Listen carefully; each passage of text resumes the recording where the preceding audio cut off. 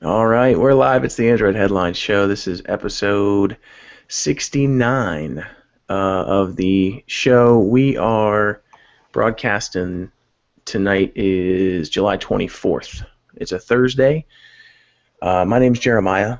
I'm joined tonight by Nick and Alex from the site. You guys want to say what's up? What's up, everyone? How's it going, dudes? So it's another, mid-July week.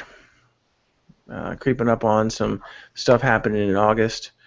Got a bunch of stuff. We still got some stuff to talk about. But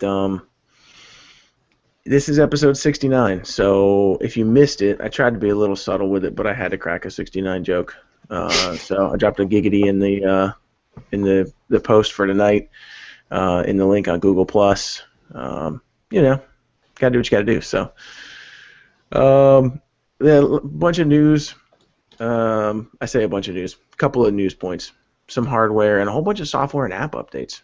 So as we gear up for material design and Android L being released, there's a new manufacturing process that may bring us more storage for our devices up to 1 terabyte, which could be pretty cool. LG is doing really well. I'm excited about that also. I've been a fan of LG recently, and I was back in the day when they were just making flip phones. When they first transitioned to making smartphones, not so much. But it's good to see them doing well and turn things around. Sprint's holding some kind of event here in about 3 weeks. Hugo Barra says Xiaomi is not copying Apple. OnePlus announced a bamboo back for the One. Saw some stuff about the Xperia Z3. So Sony may be dropping that on Europe, but not America pretty soon. The Xiaomi Mi 4 was officially announced. Marvel Unlimited is only 99 cents for a limited time. A couple of app updates to material design. Google Voice, the website, got updated to include Hangouts phone calls. Whether or not you have a Google Plus account or you're using Hangouts, just like on Gmail, now you can make phone calls in Google Voice. Kind of makes sense.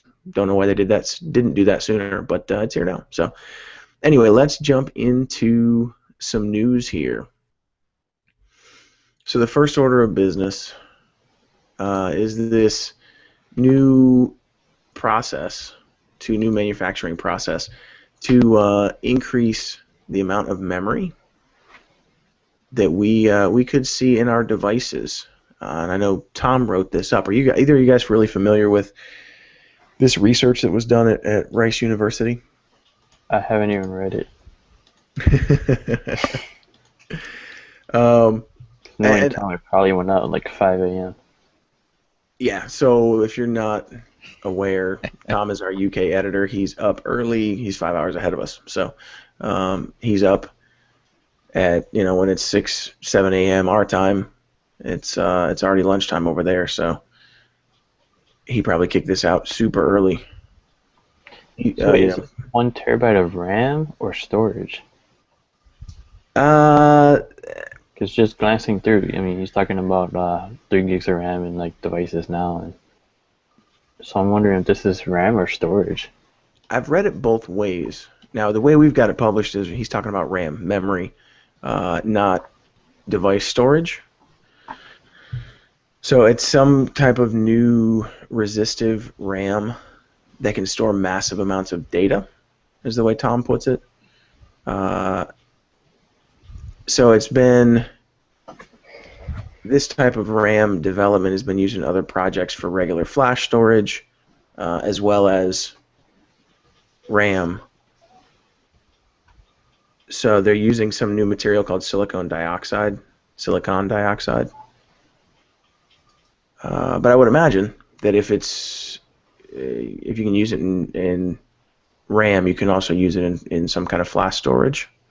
I don't know for sure. I think it'll be better for flash storage than RAM. I don't think we need 1 terabyte of RAM anytime soon.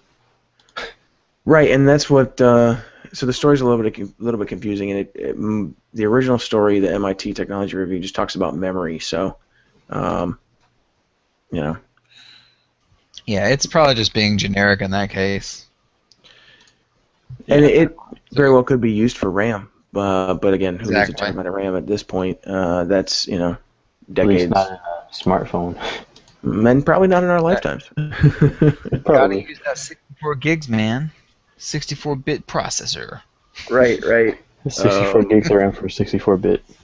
Yes, That's that's how right. that works. Every bit gets its own gig of RAM. Sure, whatever. Not enough gigs. No, no, more GBs. I need Can the never more have enough. GBs. But that's exciting to me only because, most devices coming out these days are 16 gigs, 32 gigs of storage. The OnePlus has 64, which is fantastic. But, oh yeah, my OnePlus showed up. So I'm super excited about that too. We'll jump into that when we get to hardware. I know, Alex, you sold yours, but Nick still has his, so we're the two musketeers, Nick. But yeah, I mean, more onboard storage is better than less, and with USB 3.0 and Thunderbolt, if that's what you use on your Mac, data transfer speeds are getting faster, and that'll only continue to improve. So this is one of those stories that we're not going to see it in consumer devices, anytime probably this decade. 5 to 10 years kind of development. Once this stuff is discovered, it takes a while to trickle down to consumer devices, but pretty cool. I was also pretty excited to see that LG is selling a boatload of phones and making a bunch of money. So the LG G3 is probably the best phone out right now that is readily accessible. The OnePlus gives it a run for its money, except for the fact that you can't get one unless you deal with their crazy invite system and happen to luck out. So Yeah, I wouldn't say it's and when the you do, you best. have a day to buy it. Yeah, I wouldn't right, say the G3 is the best, but it's one of the best. yeah, for sure, Just because I know people are going to disagree with me. and that's fine. You're entitled to your opinion, just like we're entitled to ours. So the M8 is still a phenomenal device, and so is the GS5. But the G3 is great, and LG shipped 14.5 million of them. Smartphones total, Well, not yeah, G3s. no, smartphones. And the G3, the only phones that really count in Q2 for them, like G3, is in Korea because the rest of the world it launched on June 27th, and then the US it was in July when it launched. So it's mostly Korea that, you know, but they sold a lot of G3s over there in Korea. I think at one point they were saying 100,000 a day they were selling compared to Samsung selling like 75,000 when it first launched over there, which is, I mean, it doesn't seem like a big change, but when you add up over a month of time, that's a pretty big difference between the two. Yep, it's a huge deal. It's a huge deal. They also turned a pretty good profit, um, driven primarily by the success of their smartphone sales. So they saw an increase year over year of 16%, which equaled the total sales of about $3.51 billion dollars, with an operating profit of 83.4 million. So not a giant profit, but some pretty big sales numbers. Um, I would take that kind of profit any day. Yep, they can send me some too. And double-digit growth year over year. Yeah, So double-digit growth isn't something you see in a saturated market like this. Verizon saw Exactly. it this week, but I mean, they're Verizon, so right, right. So yeah, it's pretty exciting to see this out of LG, as Samsung has kind of slipped a little bit, and LG's done some really good things. Um, they're creeping up now. Nobody's really challenging Samsung for that top spot worldwide. Even Apple's not challenging Samsung for that top smartphone manufacturer spot. Um, as far as units sold, yeah. profit might be a different story, but Because in tablets, I know Apple is ahead of Samsung because Samsung actually lost some this last quarter. Because those numbers came out today too. and nobody competes with Apple on tablets. So Yeah, and Samsung put out a ton of tablets. What about 12 already this year, and they Yeah, actually lost market share. exactly. They're pumping them out too quick. They're trying to cover every little niche of the market, but I think it's just No, too much. it was 9 because you have the 3 Tab Pros and the Note Pro, the 3 Tab 4s, and then the 2 Galaxy Tab S's. So, I mean, there's all kinds of price points there too. Yep, yep.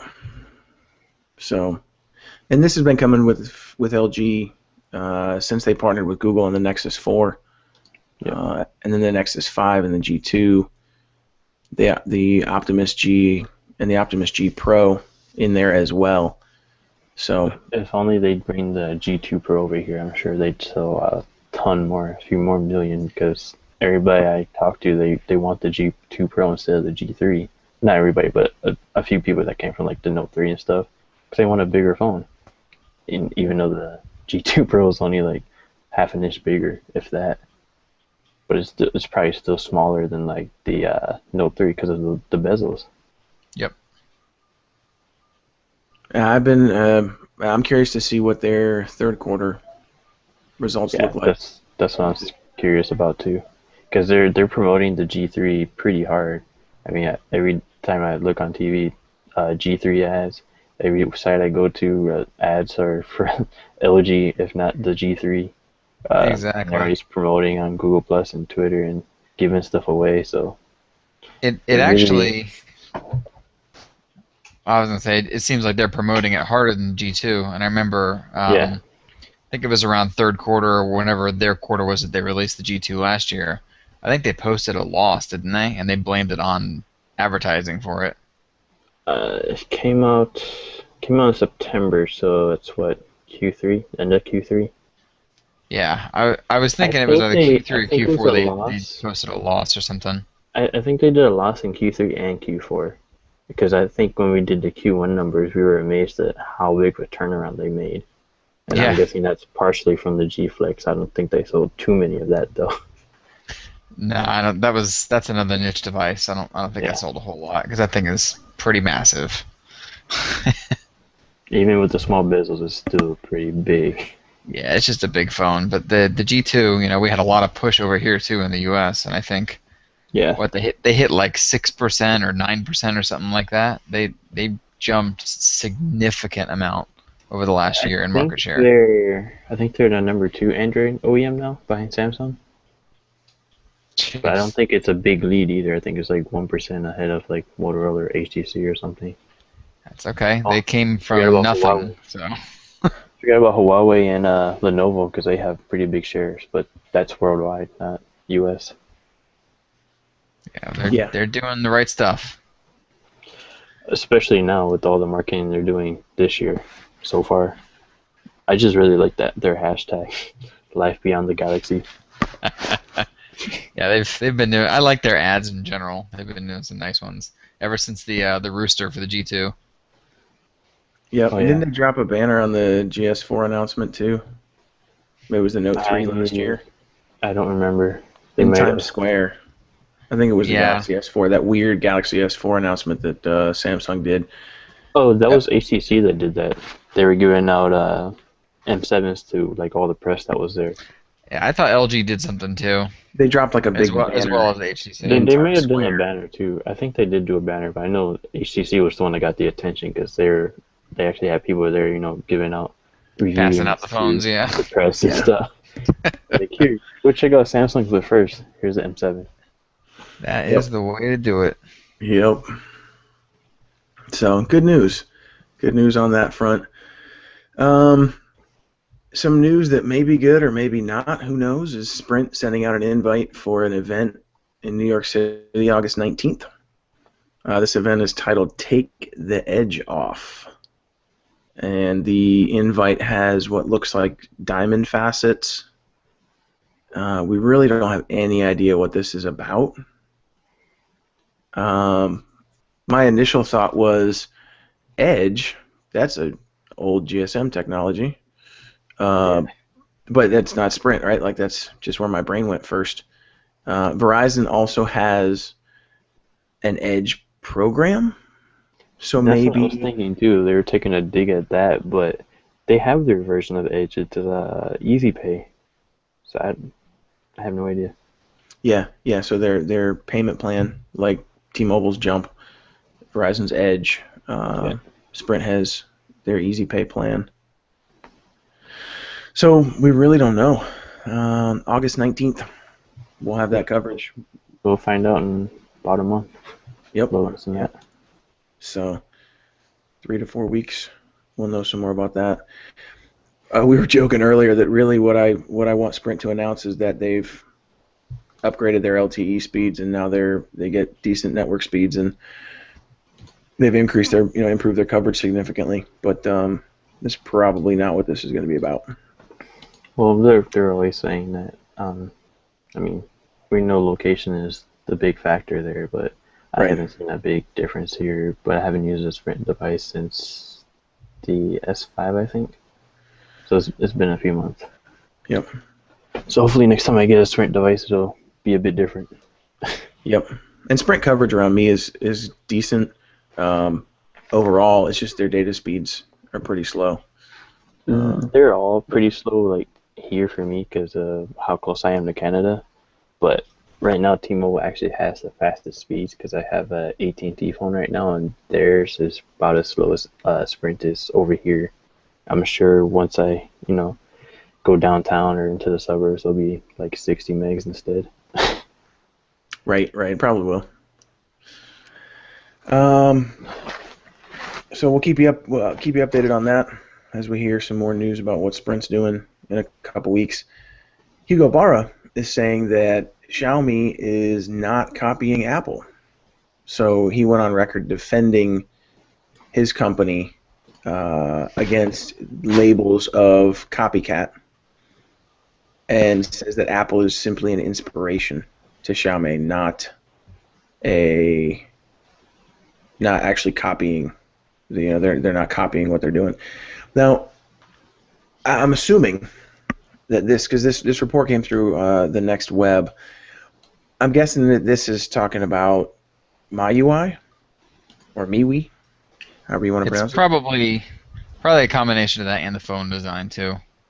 Well, the tablets too, the Mi Pad Yes. that they put out, it looks just like an Tablets, iPad Mini. Because we had an article that I was proofing to go out, I think last week or the week before, and I'm like, why is there a picture of the iPad Mini here? And I found out it was the actual Mi Pad. Yeah, that's true. I forgot about the Mi Pad. It does look identical to In iPad all Mini. honesty, Except for the though, colored backs. except for the what? The colored backs, they have like green and yellow, and kind of like the iPhone 5C, but Yes, for yeah, and tablets. then the Mi 4 that they just released has 12 different interchangeable backs. So you have like, I think there was like 4 different leather ones, like 6 different wood ones, and then like 2 different fabric type of ones. So they definitely have a look that differentiates itself from Apple. But I think the problem is, especially if you just lay it on a table face up and you glance at it, it looks exactly like an iPhone. The chamfer Yep. around the bezel, the way the screen is laid out, even the way the microphone and everything looks on the top. I'm sorry, the earpiece, not the microphone. It's just, I don't know, it looks exactly like an Apple phone. It's even got that very hard rectangular, slightly rounded edge look to it. Yep. And the copyright laws are pretty lax in China. Yeah, they don't So, care. Yeah, because look at all the fake iPhones that are over there. Oh yeah, Yep. the geek phones or whatever. Well, not Yep. even just the iPhone, because Geek Phone is making fakes of pretty much all the flagships now. I know they did Oh one yeah, for the S5, the M8. I don't think they and did one they for the G3 though. usually get them out before the original manufacturer does too. That's the Yeah. ironic part. And I mean, it's not even just phones. It's any kind Yeah. of branding. I got a buddy who moved over from China when he was like 10 or 11.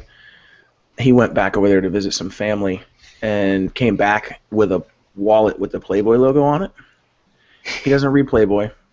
Like, it's just not his deal. So, but we were giving him a hard time. We're like, man, what are you doing? Like, you get the free wallet with a subscription or whatever. We're just joking on him. And he's like, no, it's just a clothing company in Japan. Like, this is the logo.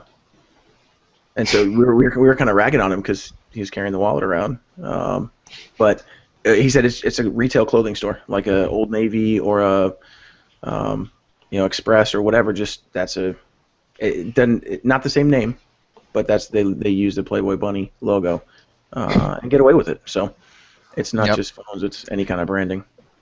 Yep, and Xiaomi's not the only one that does it either. You have Huawei does the same thing. I mean, even here, Amazon, you can't tell me the Fire Phone doesn't look like an iPhone. Yeah, It's Yeah. the same Yeah, basic it looks design. just like an iPhone. It's just, well, Yeah, it's look. even small as an iPhone. from the back it looks a bit like a Nexus 4. Yeah, the back is Nexus 4, front is iPhone. Yep. Whatever iPhone you want to call it, because they all look the same. Yeah. It's Yeah, just tall, very, like, very inches. similar designs. Yep. Yep. They probably had Huawei build it or something. Yep, and then you Yeah. you nailed it too with the MIUI or however they pronounce it. I can't remember what the technical Yeah, I haven't pronunciation used, for that is.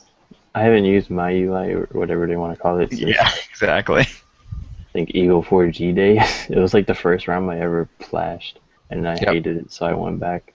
Yeah. Now I will definitely give them the features category.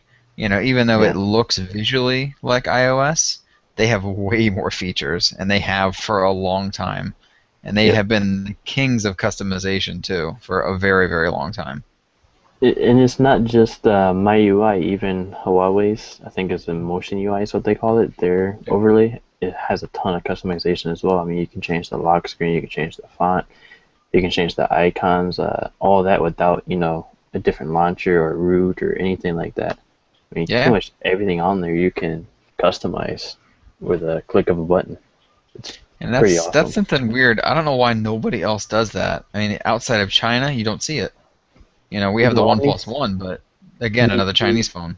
The other thing I noticed with like the Chinese OEMs is none of them like app drawers for some reason. All of them Yeah. that have their own skin, there's no app drawer. Like everything is on your display.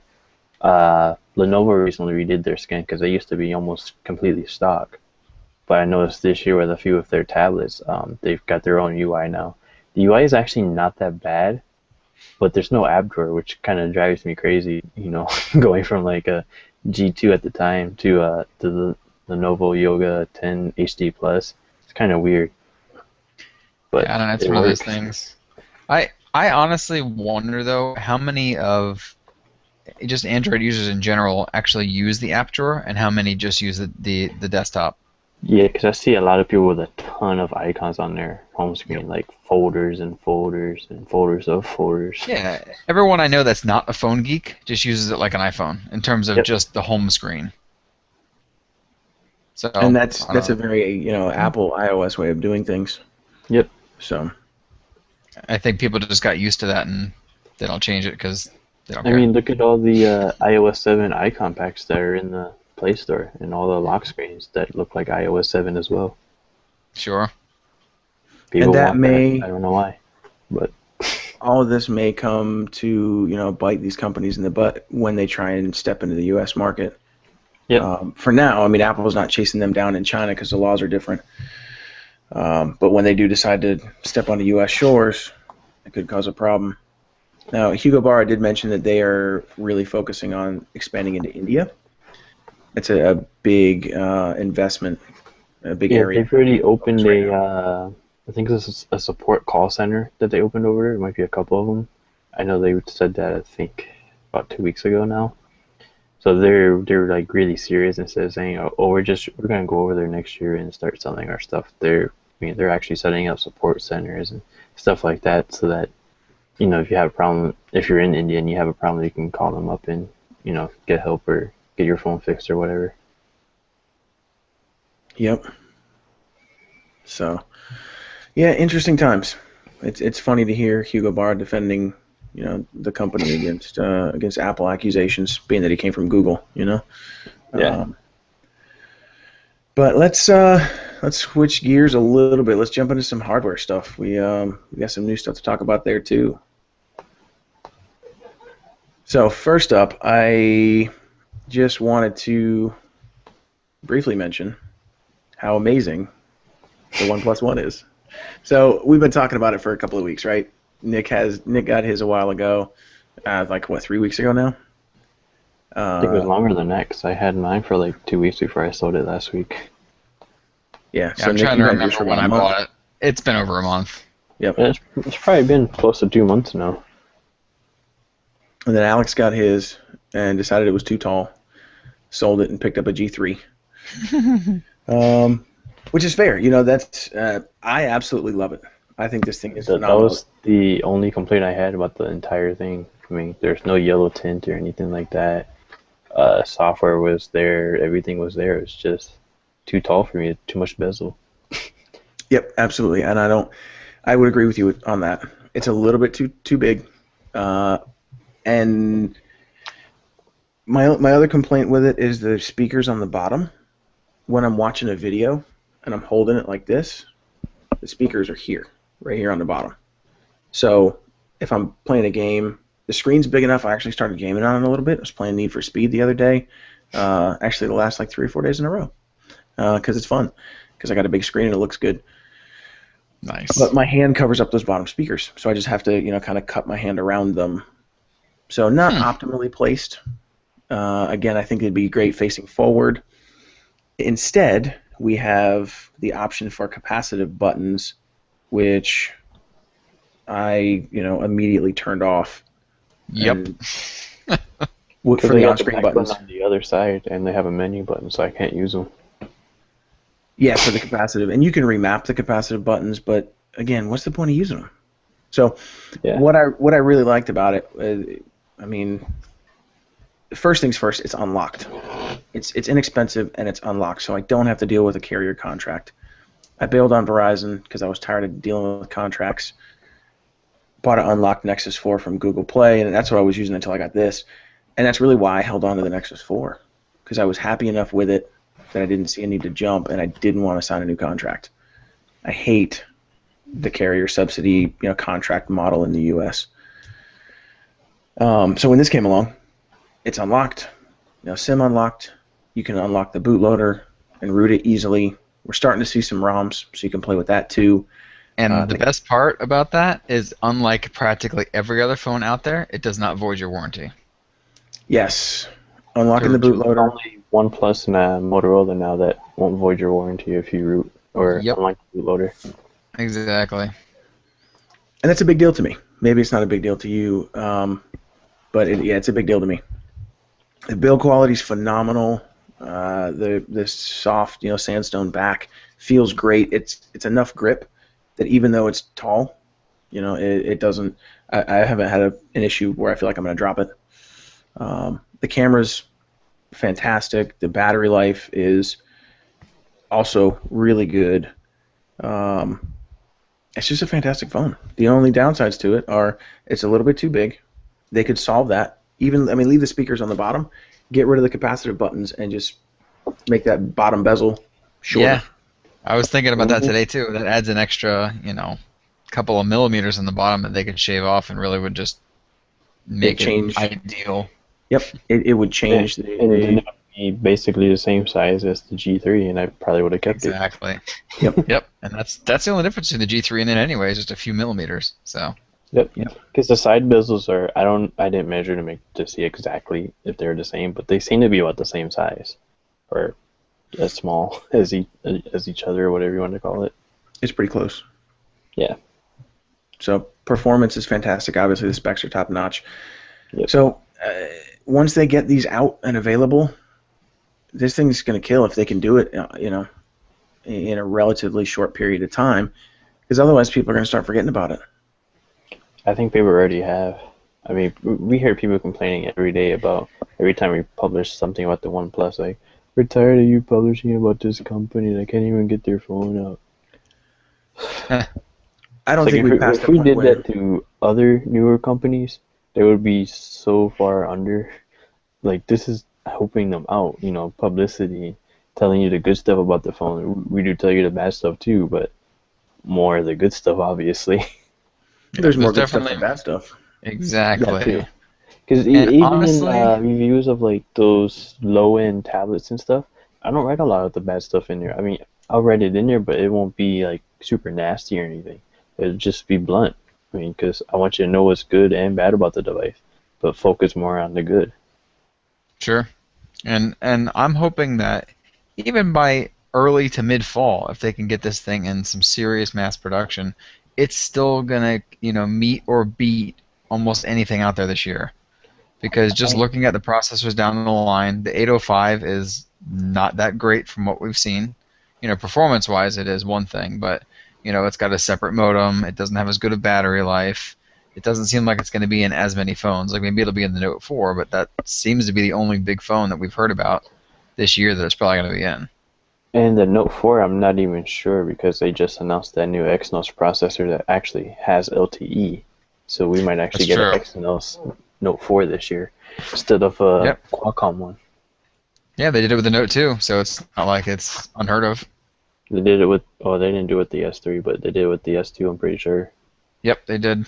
The S3 was a Snapdragon S4 because of LTE. Yup.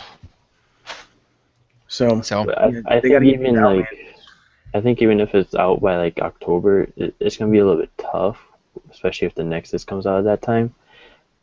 But I think it'll still have a pretty good chance. I mean, people are probably gonna go for Nexus more because Google is a bigger company, more well-known company than OnePlus, and sure. even Apple is.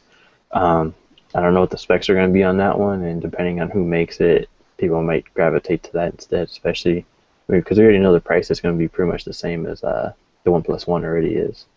So I think they need to. Well, they should have got it out a few months ago, but they need to get it available without invites like now if they really want to sell a lot. Yep, and that's the only thing that's holding it back, man. Because it really took me a couple days to get used to how tall it is, how big it is.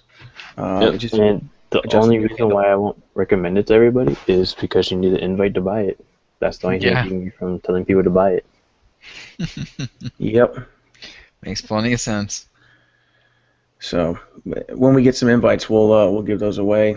Get those out to some people as soon as we can. But they got to come up off this invite thing, and I really don't understand it. I mean, if Oppo's backing them, get some money from Oppo. Get these phones out. Yeah, just get Uh, the stupid thing out, exactly. I understand technically you're two different companies, so borrow some money from them. Well, Yeah. what it all is I was talking to Chris about this a few weeks ago. Is a lot of Chinese companies do this exact same thing with their phones, do invite stuff. So it's just Chinese marketing is really all it is. I mean, because even with Xiaomi, you see that they put out their phone for like 5 minutes on like one day, and then they're sold out for like a couple months. It's Yes, pretty much which the same thing. which I remember that was one thing that OnePlus was saying they didn't want to do was do a pre-order system and then sell out in 5 minutes and have everybody be pissed off there. But is this really any better? I don't know. Nope. Yeah, It doesn't neither seem way is like a it. good way, especially if you're trying to make it in the US, which is probably the only reason why OnePlus exists from Apple. I 'Cause I Apple, would like to see if anybody has some hard numbers on like these Chinese carriers versus other carriers manufacturers. I don't know what's wrong with me tonight. These Chinese manufacturers versus other ones that just mass produce their phones. So like let's say HTC for instance makes 10 million ones and they only sell 5. Now they have 5 million sitting on shelves somewhere versus Xiaomi or OnePlus or whatever that only produce them in small batches and sell out, and now they really don't have any sitting around. So who's doing better? Yeah, it'll that's a be good question. interesting to see. I mean, because If anything, this. that's what OnePlus was saying is because they're a new startup, even though they're part of Apple, they're still kind of a startup. They didn't Yep. want to mass produce a ton of phones before they announced it, and then them not sell, because that could pretty much kill the company already. So Sure. that's why but they should have started pre-orders like as soon as they announced it, just to get a gauge like how many people actually want this phone. Yeah, because if you have 500,000 people pre-order it, then okay, well, we got to at least make that many. We gotta get busy and start making these phones. Then you can go from there. Because I've been on their forums and I've seen so many people jump to like another phone, Yep. or not even jump, but get it instead. Like give up on waiting for the OnePlus One, and it's kind of sad because I love seeing new competition. I mean, Especially at 'cause this Samsung price has such point. yeah, Samsung has such a large market share. I'd like to see more, challenge them so they, have to compete more. Yep. And I think honestly, this has been the thing. I jumped ship from Samsung and big manufacturers to these smaller manufacturers, and I don't think I'll ever go back. I think I'm just going to stick with these smaller manufacturers that sell the same spec phones as everybody else at half the price. Because, taking the leap on this thing has just proven that to be the right way to do it. And if it means the Nexus, then whatever, but it doesn't, it's the same difference. Yeah, no, dude, I agree. And it helps if you like stock Android or an AOSP-based ROM, True. which I prefer. So we'll get into this a little bit later, but the OnePlus One also has its first stock Android ROM. So out of the box, it runs a custom version of CM11, but now there's a completely stock Android 4.4.4 ROM available for it. If you just want to go back to bare bones, I don't know why you would, because CM11 is basically that plus a bunch of cool features. But it's kind of like Motorola skin on the Moto X and Moto G. I was gonna say, what's funny about that though? Right after I wrote that article and Tom published it, he sent me a message and he was like, you know what? Now that they're doing that, I actually want one. So yeah, he doesn't like CyanogenMod. There are enough people out there to where this was something that they felt they needed to do, and there's at least one person. Yeah, and that's fine. If that's what you prefer. I've if he buys it, I will be really shocked because he hates big phones. He thinks the Nexus 5 is too big. Yeah, he probably won't just for that, but if that's what tips the scales for you, more options are better than less options. But OnePlus did also announce a bamboo back for the One. It's going to be $50, and it's going to be available towards the end of August, the third week in August, I think, for $49. It looks pretty slick. I'm thinking about picking one up. Aren't they doing other wood backs too? Like, isn't there like an ebony one coming or something? They have a whole bunch of different ones. I don't know that they've officially announced any of them though. I know they talked about a denim like before launch and a few other ones. Yeah, I think it was denim, Kevlar. They had like 2 or 3 different kinds of wood ones. I don't remember what else. I have to look at the post. So they're $49 for the bamboo, for starting towards the end of August. A silk white and a black sandstone that'll be $29 a piece. So I'm assuming that's like going to be like the gray sandstone. It's the same one. It's just that if you want the white one, but 64 gigs, you can make it a white one. So they consider this gray. They call this black. This like gunmetal gray. Sandstone black, I think, is what they call it. Yeah, that's the color. That's cool. If you want to switch to the white, it's only $29. That's not bad. Yeah, I wouldn't because I heard it's like really slippery. Yeah. The texture. They call it silk. Yeah. Well, so does LG on their G3. The white one is the silk white. Yeah. Yeah, I don't want that. I don't know if it's slippery though. I haven't used that one, so I can't comment on that. Yeah. $50 is a little more than I would usually pay for a case, but this one looks nice, man. Well, it's not even really a case. It's just a bag. Just the back, right? I know. Yeah, and see that's why I would want it though, because I'm not a case person, and this same here. This is a nicer thing than just getting a case and wrapping it around your phone, because it still goes with the raw design of the phone, and then on top of that, that one's a little more. It's $20 more than the other materials, but I like it because it's actual bamboo, and because it's bamboo. Sorry, the question threw me off. Because it's bamboo, each one is unique, which I thought was really cool. Yeah, no, it is, man, and it's it's gonna hold up. Bamboo's pretty durable, so. You want me to mark that question as spam? Should we mark it? We should. We should all just we should all +1 it because I'm slacking. So Chris asks. Chris is. I can't +1 it. I can't either. But he's the owner of the site, and he asked, "Hey, where's your Android headline shirt, Jeremiah?" And because both Nick and Alex are wearing their shirts tonight. This wasn't on purpose, though. It just happened.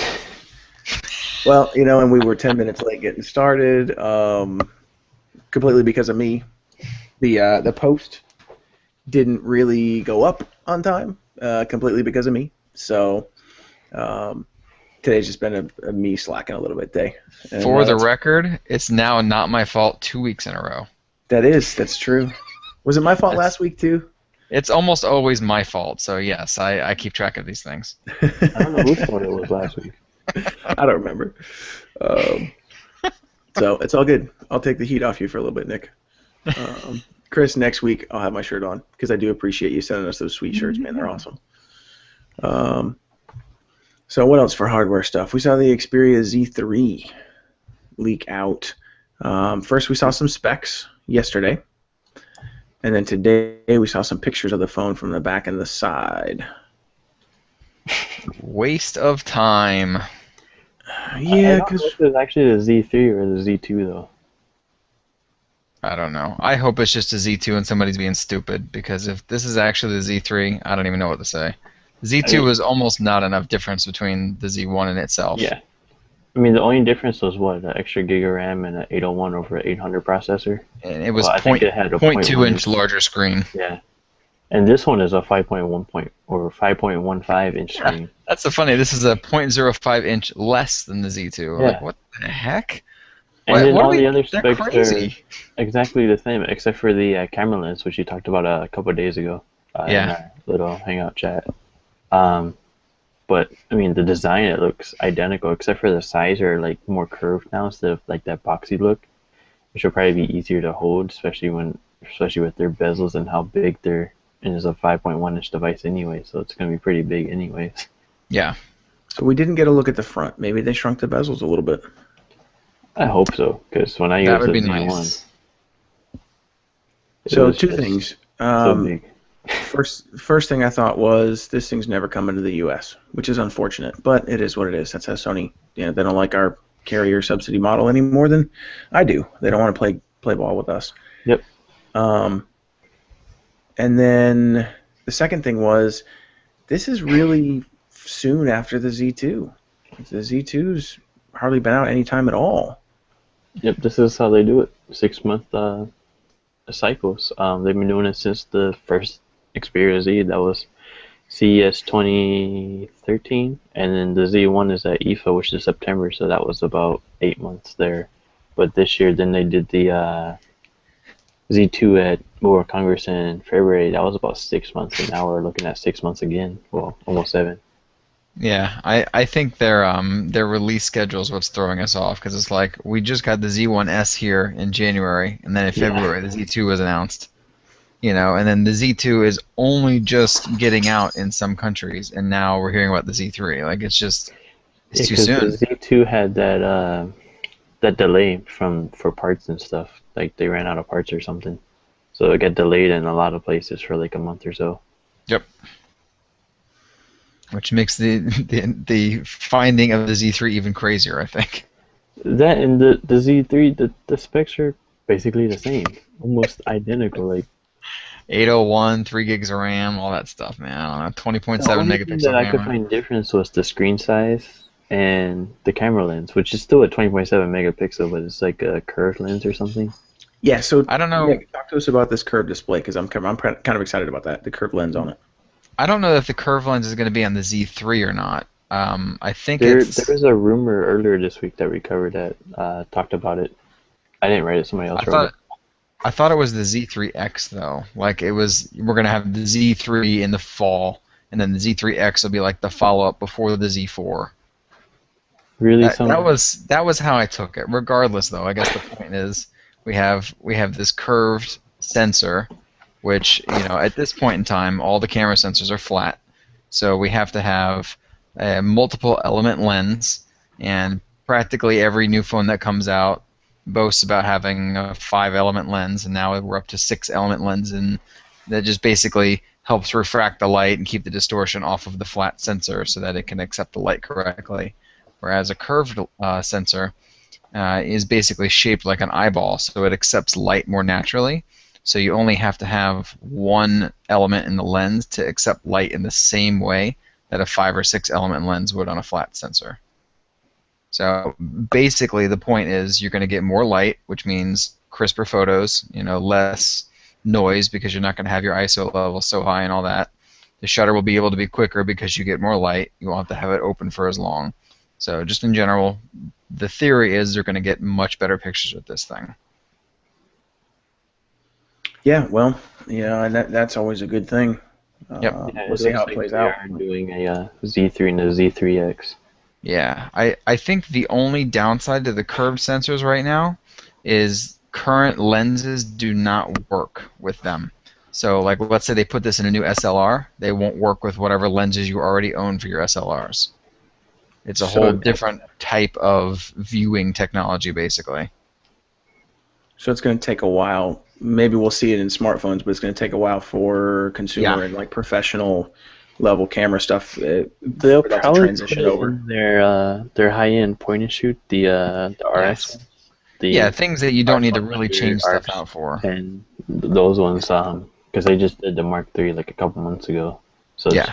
I don't think it's in that one because I didn't hear about it. Yeah. According to the Xperia blog, though, it's going to be a 22 megapixel curve sensor. And we heard for the Z3 it's going to be a 20.7 camera or megapixel camera in there. So Yeah. As far as the question we have for the fisheye effect goes, I don't think so because I think the lens just goes concave rather than convex and it straightens it out. There was one image that's already been kind of put out to the press. I wrote an article on it like a month ago or something.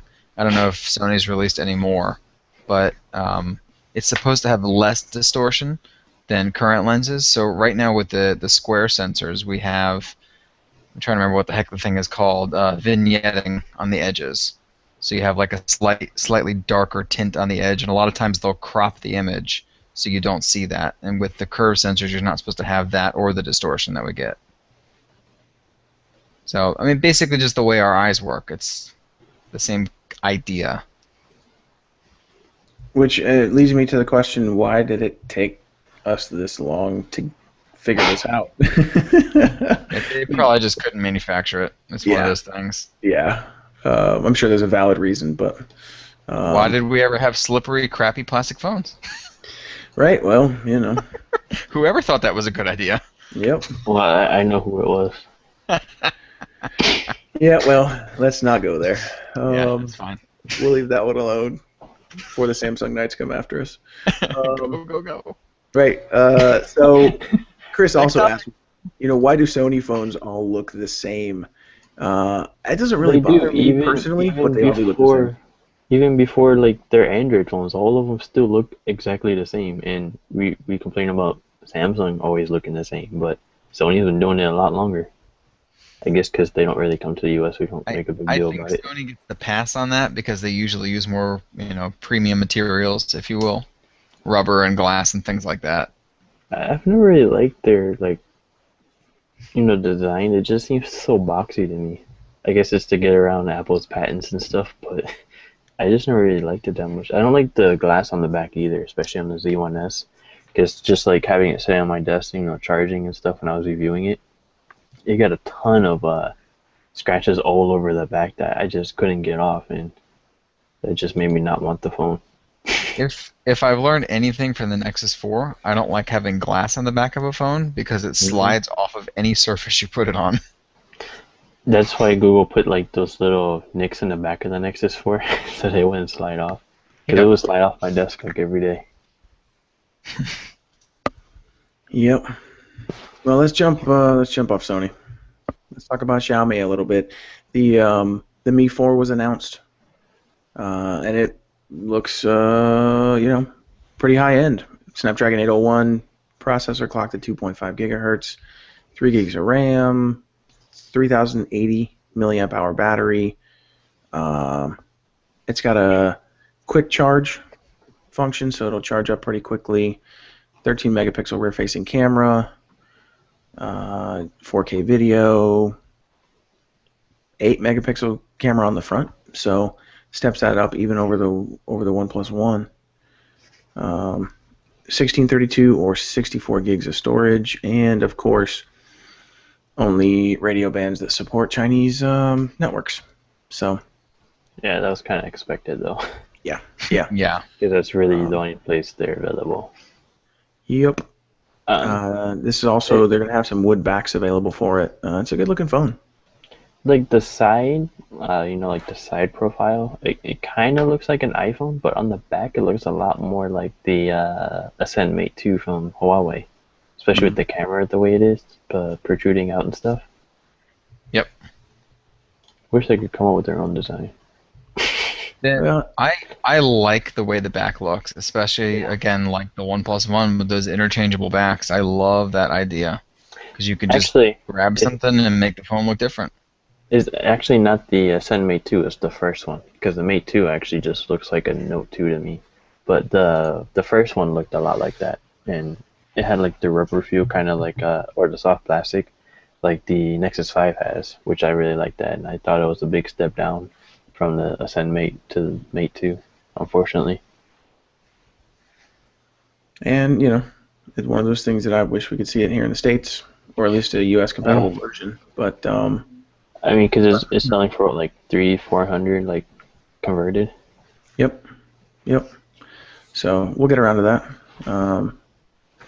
But we had seen that rumored for a while, so it's good to see an official announcement on it.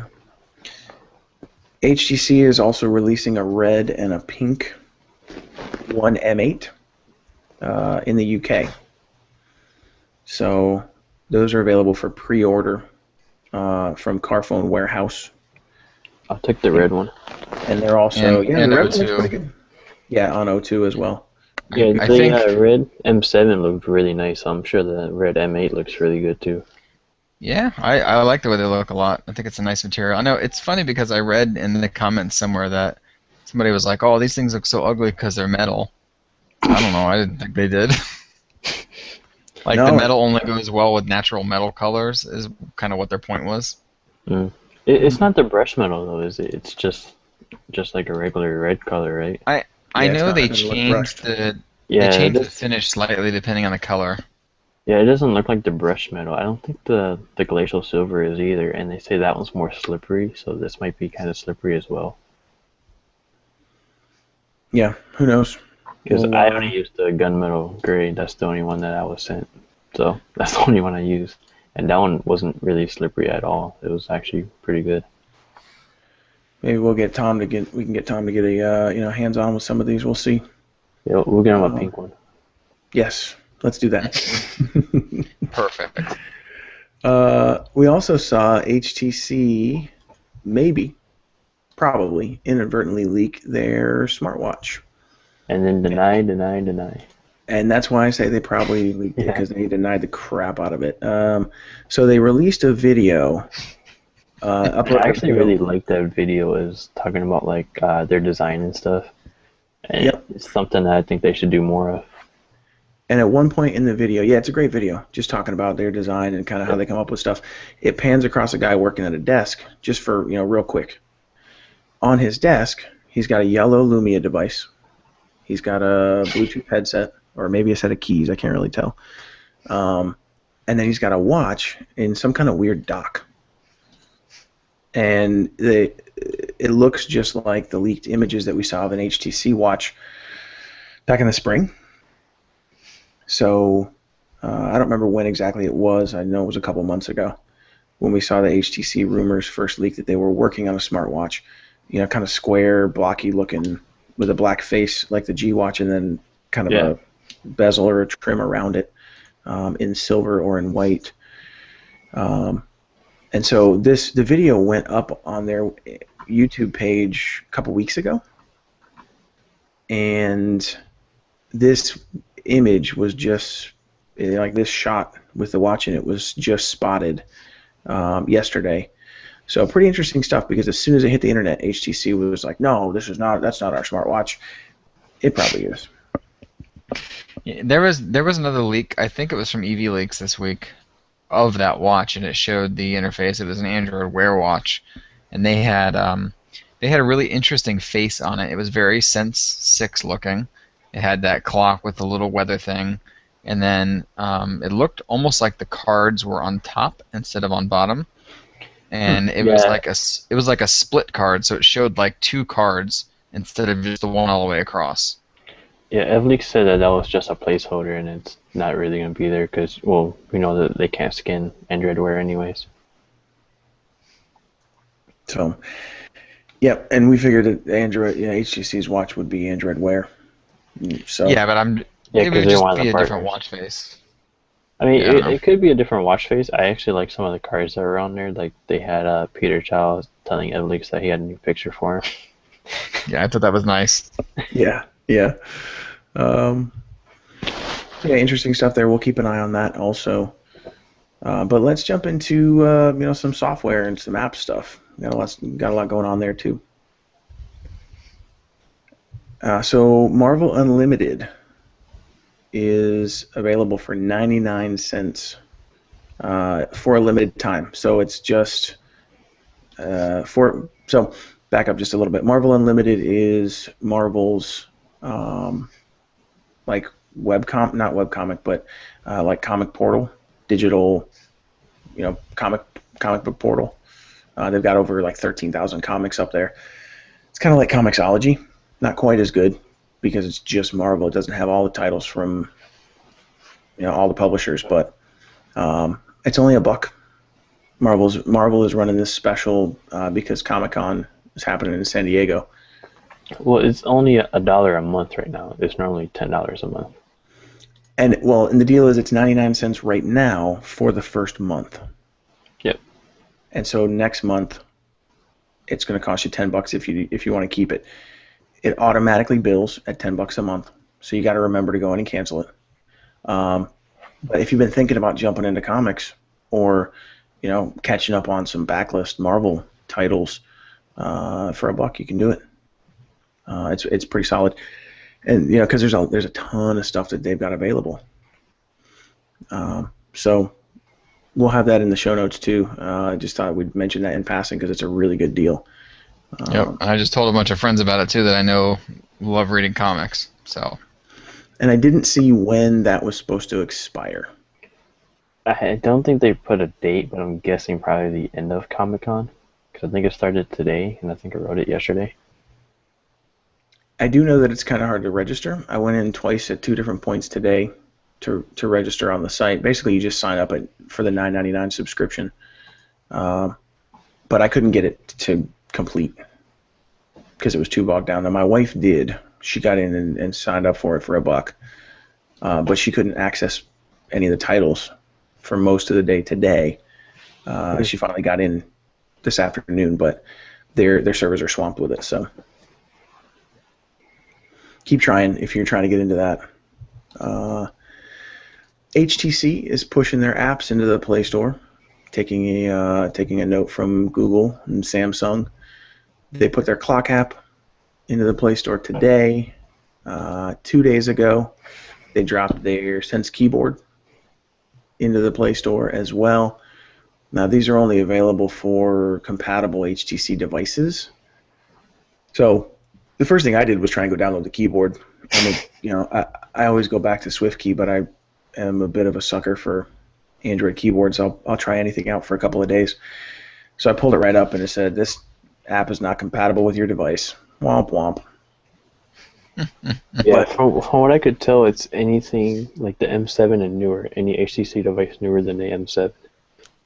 So basically anything released last year or this year, including all those desired devices. Yeah, it's more for them to modularize their stuff than to give it to everybody, which is good. It's like Motorola did with the Moto X.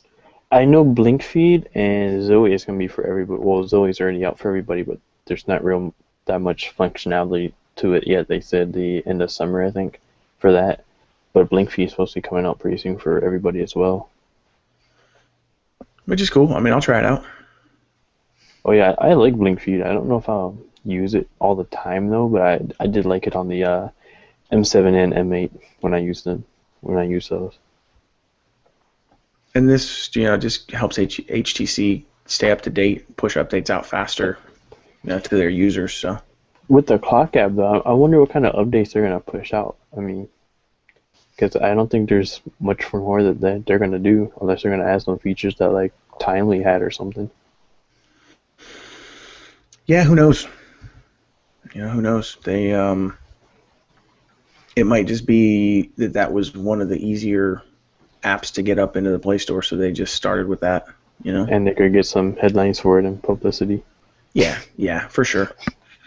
So we may see an app every couple of days or one a week get pushed out. Just it keeps HTC in people's in front of their eyes and in their minds.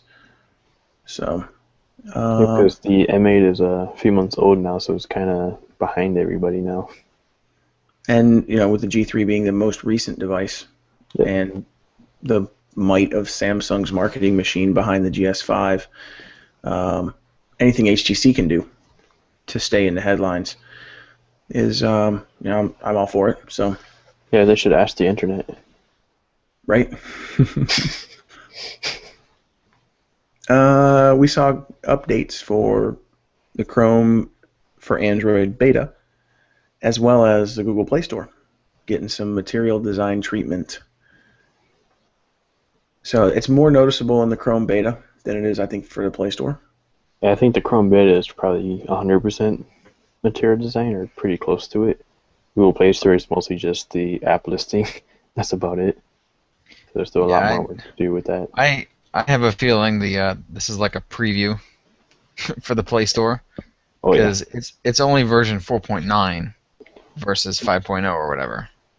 I also think that if they just switch from the current design they have now and go all material design all at once, it's gonna piss off a lot of people that aren't like us, not tech geeks, but are everyday users that just go under to find an app or whatever, and stuff has moved, especially on the app listings page. We've already found that screenshots are lowered, the share button is further down below the reviews. Yeah, the share button screwed me up at first. I'm like, what the heck? They removed that? And then I found it eventually. Yeah. I was gonna get all pissed off, and then it was like, God. I do like that they have the big banner up top if you don't have video, like they used to have on the desktop site, which they took that out. Yes, I missed the banner. Because we used to use that a lot. And it might not piss people off, but at the very least, it's going to confuse them. So that's a good point, though, Nick. There we got 4.9.13 or whatever. So we'll probably see a 5.0 complete revamp update with Android L. Yep.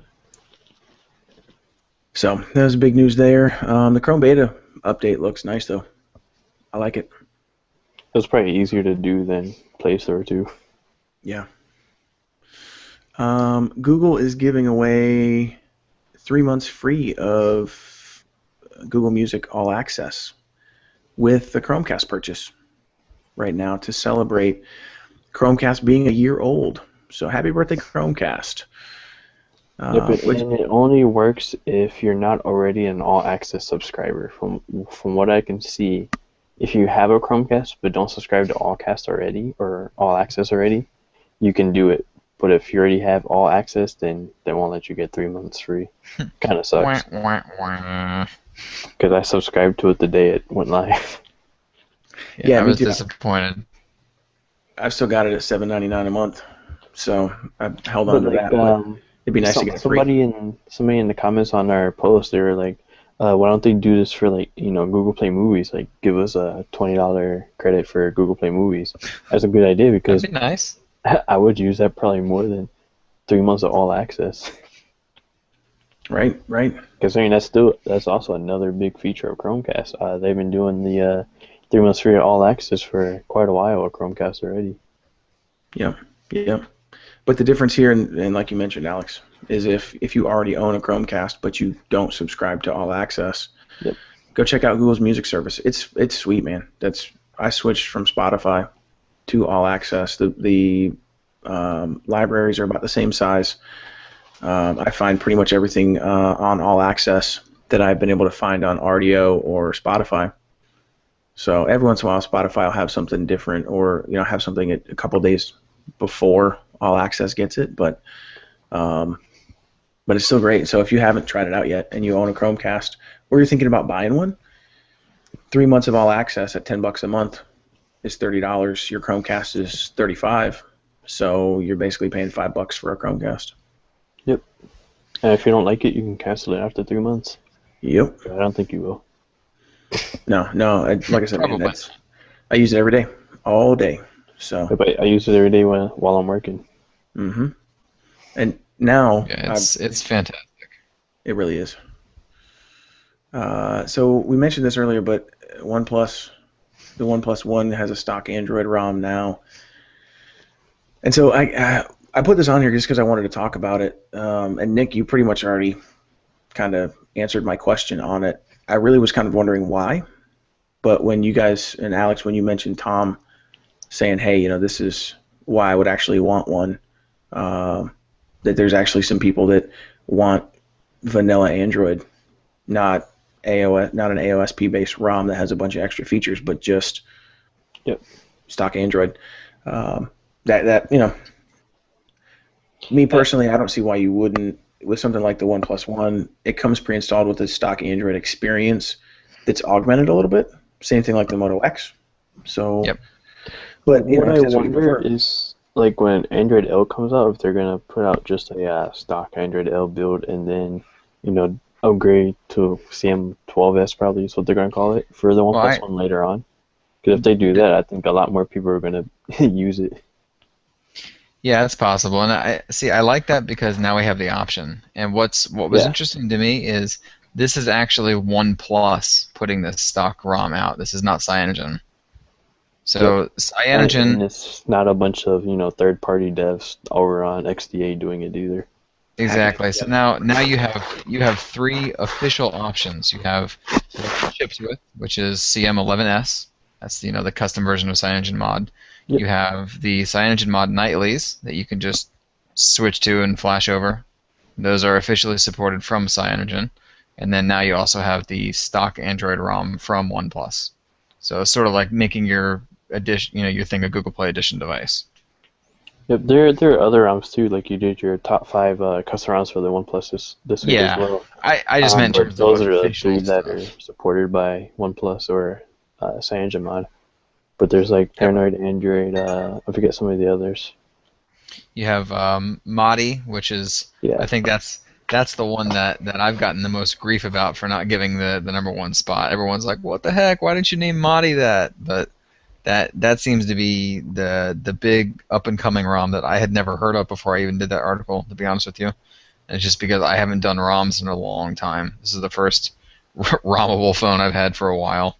Yeah, I heard a bit about it with the G2, but I never actually flashed it. With the G2, I just stuck with a debloated stock ROM. Yeah, I haven't had a phone that could really use an AOSP ROM for quite a while. So, I've talked to a couple people online that swore by Madi on their Nexus 5s. Yep, that's exactly where I heard a lot of people talking about is the Nexus 5. So it's like, okay, well, I got to check this thing out because it seems to have a lot of people following it. I think Tom flashed that one, or maybe it was a different one that I put in my top ROMs from May, I think. Because in the top 5 ROMs that I do, I have like the latest 5 flagships and just choose a ROM for each one. Something that's different, not like Cyanogen Mod or Paranoid Android or AOKP, but something less familiar, And when I did that one, there was one in there that he looked up and he's like, I really like this, I'm going to flash it. I think he's still running it now. Well, other than when he flashed the developer preview for Android L. Yep. Nice. Yeah, I know for that one. Stuff anymore either. He just sticks with stock and edits the build prop and stuff like that, and that's it. Yep. Yeah, for me, the reason I don't want to go into it too much, but the reason I picked Paranoid Android was because it's got a ton of features that are really unique that nobody else ever has. They always come out with new stuff, and they only usually have 2 or 3 phones that they officially support, and this is one of them. So it's a big deal when they officially support a phone, rather than just getting a port from some other phone. Yep. So Damon had a question here, Damon Chandler. Hey, do any of you guys own the OnePlus One? Damon, I'm guessing you just jumped on. So yes, Nick and I both do. Mine's shown up last week. Nick's had his for a month or so, 4 or 5 weeks. Alex had one, didn't like the size of it, loved everything else about it, but it was a little too big, so he sold it and got a G3. But yeah, 2 of the 3 of us have OnePlus Ones now, and we love them. So it's a fantastic phone. Last thing, and we also mentioned this, but Google Voice. You can now make calls from the Google Voice website just like you do from the Gmail site. This has been something I've been itching to get for a long time because I use the Google Voice web interface to text from on my desktop or on my laptop all the time. Anytime I wanted to make a phone call, because I also really like the phone call feature in Gmail. Just keep my headset plugged in. I'm listening to music, pause the music, make a phone call, go back to the music. When you go to make a phone call, it used to be when you go to make a phone call on the Google Voice website, it would connect through Hangouts, but what it did is it called your cell phone, and once it connected to your cell phone, then it made the call to the other party, and then you had to talk on your phone. So now, that same Gmail calling functionality that you have through Hangouts in Gmail, you have now on the Google Voice website. So, not a huge update. It lets us know they're still thinking, someone at Google headquarters is still thinking about Google Voice. That integration with Hangouts is still on track. But that's a feature that should have been integrated a long time ago. It should have been there from the Hangouts launch. What was that, 2013 when they launched it, I/O? Whenever that calling feature hit Gmail, it should have also been in the Google Voice website. But Well, I mean Hangouts and Voice together. It should have launched when Hangouts launched. yeah, and from what I understand, there's some issues with the phone number. Yeah, probably. That's I mean, why it it's on can't be iOS. it can't be too big of an issue because it is on iOS, but I'm sure. I mean, I guess it's probably something with the different OSs then. But it's not integrated with a Google Voice number on iOS. Yeah. So I guess if you have a Google Voice number and you make a phone call, it'll still show up as your Google Voice number on iOS. So that's the same thing it does on Android. So I don't know. Yeah, I don't know how else it would do that.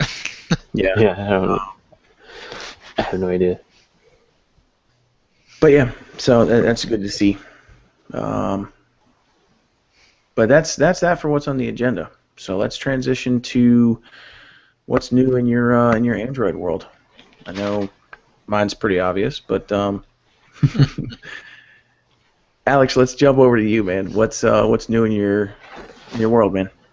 Well, I have a new smartwatch. It's not Android Wear, but I haven't even opened it yet. But it's the Moda G2 Pro. It's like $79, but it has microphone in there, speaker, a LED display, so it's not a full color display like the G Watch or the Gear Live. It looks a lot like the wearable LG showed off at CES. I can't even think of the name of it right now. I think it's like the LifeBand Touch or something like that. So it looks a lot like that. This isn't meant to be like a high-end smartwatch. It's meant to be a cheap one because it is only like $80. And there's actually a cheaper one than this one. I think they have a $50 one as well. And that was like the light version. So there's that. Got a bunch of G3 cases. So Verus, I'm not sure how to pronounce the name of that company, but they sent us over a bunch of cases. So we've got a leather like wallet type case here. Then we have their own LG like certified quick circle case over here. There's another one here. Not sure what the name of this one is, but it's probably a hard case. I haven't even opened these yet because I just reviewed the other three that they sent me, which is we have another wallet case, which is actually more like a folio case. Then we have the Thor case, which is actually like really thick, so it's supposed to protect it pretty well. But this one's red, comes in a bunch of different colors. And then this one's my personal favorite, the Iron Shield. It's the side is aluminum, the like the bumper part, and the back is like a TPU type material. So that one's pretty nice as well. And I also have the official quick circle case from LG, which I've been using off and on for the last few days. It's actually a pretty nice case. It fits over the back cover of the G3 instead of replacing the back cover. It just fits over it like it would on the Galaxy S4, S5, and then I have the Fire phone, which everybody saw earlier. So got this thing here. It's really tall. I mean, it's as tall as the G3, and the G3 is almost a full inch bigger screen wise. Is that a As you can live see, wallpaper? it's that parallax crap I with all the approve. cameras. I don't approve. You would. Uh, there's We another haven't one. I think mentioned it's in this the in a while, but gallery. Nick loves live wallpapers. So What I do like is the camera button here. Well, it's technically like the Firefly button, but you hit it and it opens up the camera, which is something that more phones need. I like it on Sony devices too. Another thing I hate about this thing, you have to swipe up from the bottom to go back. And of course it's not working. But there's no back button, there's just a home button. There's no back menu, nothing. You just swipe up from the bottom on the right side to go back, and it's so annoying. The speakers are actually pretty good. They're kind of tinny, but they're pretty loud. I still don't know if it's worth the, $750 off contract, Yeah, that thing's priced pretty crazy. especially for Amazon. Looking at their Kindle Fire and the Fire TV. Yeah, it's weird for them because that one of their big things. They were one of the first ones to really push a cheaper device.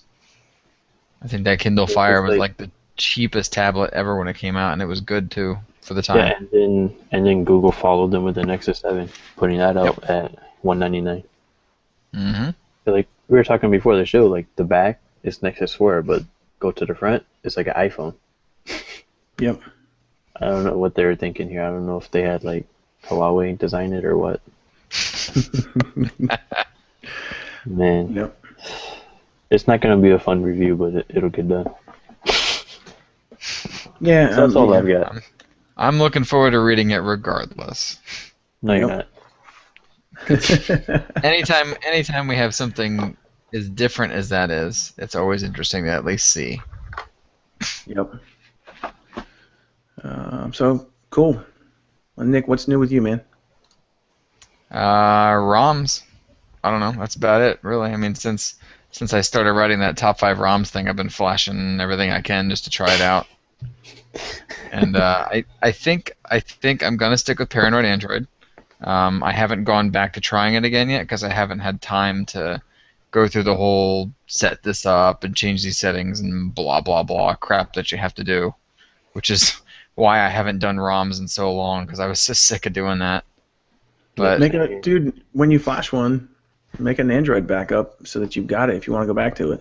I do. Yeah, Okay. I'm just saying in terms of moving from one ROM to the other, it's just annoying to have to set everything up. And this is a little more annoying than usual because in a way it's nice because I can just go to any AOSP ROM and flash the camera and things that you would usually be missing if you leave your stock ROM and go to an AOSP type of ROM. But it's annoying because you got to go grab it and it's like a system application rather than one that you can just restore through Titanium or whatever. So it's just a stupid extra step that I'm complaining about because I'm lazy. That's basically all it is. That's what happens, though, man. When you get that crack flashing bug. Yeah, I know. It's terrible. When you wrote that top 5 post for the 1+1, it kind of bit me, man. I started eyeing Madi to flash on here, so maybe running some Madi ROM. Right now, I'm still just stock CM11S. So. Yeah, I saw your tweets about it the other day. Yep. I get the itch. Like, he won't be writing for a while. I'll try both of them for sure because they're both widely supported ROMs. They're gonna get lots of updates, so we'll see which one I like. But Paranoid Android just released their 4.5 alpha, which includes the new Android L styled stuff throughout the OS. So I'm looking forward to trying that a lot. Cool. That's what's up. Well, me obviously, I got a 1+1 now, so that's what's new. App-wise, jumping back onto a phone, I in the process of switching from my Nexus 4 to the OnePlus One, forgot to back up all my Tasker profiles, which is a pain in the butt because I set them up on what did I have before the Galaxy Nexus? I have no idea. So we're going back like 3 years Good heavens. when I first bought Tasker, and it took me a weekend. It took me like 6 hours over the course of 2 days to learn it, set everything up. I used a bunch of walkthroughs I found online. Anyway, I said all that to say when I realized that I forgot to back up my profiles, I decided I didn't want to relearn Tasker because I didn't remember how to do any of it. So what I did is went on a hunt for a similar app and found Llama. And I know Llama is not new to a bunch of you. It does the same kind of things that Tasker does. It's not quite as powerful in that I've got a buddy who used Tasker to set up some kind of like weather notification system based on the weather in his zip code. Like he pulled a specific weather RSS feed, and based on what the weather says, it sends him a text in the morning just before his alarm goes off. So like he created this whole personalized task in Tasker. I haven't found a way to do that kind of like super in-depth stuff with Llama, but I don't really care. What I want it to do is change to vibrate when I'm at work and change back off vibrate when I'm not at work. Yeah, you can do that with IFTTT as well now with their Android app, or you can even do it with the Android Wear too now. Yeah, I and you haven't can. messed around too much with it yet. You can, but Llama was really easy to set up. I used to have a task set up that when I left my house, it would turn off the Wi-Fi. When I got back to the cell network connected to the cell tower that was near my house, it would turn the Wi-Fi back on. With Android, since Android 4.0 or 4.1, whenever they changed the Wi-Fi stuff, it's not as big a battery drain. I don't even turn my Wi-Fi off anymore, so I don't care about that. I do have an app that turns when like my note-taking apps like Keep or Evernote are up, it keeps the screen on, so there's no screen timeout. But that's just basic stuff. You can do it in Tasker, but Llama made it really easy. So I switched over to that. I haven't reinstalled Tasker, and I probably won't because I don't need a whole lot out of it. Llama's perfect for it. I also like that Llama is free. That was one of the things that's always kept me from trying Taskers. It's $3, and I'm cheap. Well, not only is it $3, but it's a lot of time. It's a whole lot. That too.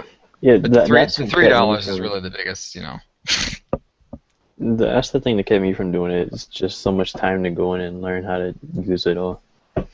$3 isn't that big of a deal. It'd be better if it was free though. Yeah. Yeah, So, if it's useful, it's one thing. But I don't want to spend $3 to get into it because, like you said, you got to have a lot of time to go into it. So what if I put a couple of hours into this thing and realize I don't like it? I mean, I guess I'm only out $3, but I still would rather have spent that on a coffee or something. right. You can always use the refund button. You can't use the refund button. Whatever. It's too much work. So yeah, Llama's free, and it's really easy to use, really easy to figure out. It took me all of like 20 minutes to figure out how to build those events back in that I wanted. And I'm sure there's more that I could find useful, but again, I just didn't want to take a whole lot of time. I've kind of gotten out of the habit of flashing new ROMs all the time and really sitting down since I had kids, sitting down for hours on end and just tinkering. I've gotten out of that habit, so is what it is. Sounds familiar. Yep. The other thing I've been doing, I think the only other major change in my usage is I'm gaming more.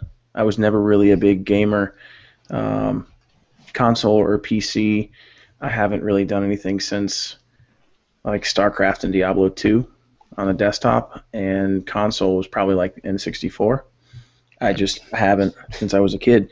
But with this big screen on the OnePlus One, I've been playing Need for Speed, been playing Madden, just mobile gaming because it's fun and because the screen's big and it looks good. My kids are all about some Need for Speed, even though they're 3 and they just crash into the wall. But whatever. That's the best part. Yep. Get caught by the cops. And make sure you get 10 million. Yeah, well, I beat that. I beat that on my Nexus 4, and so I might pick it up again. Yeah, I beat it already. But it's fun, man. I might pick it up again.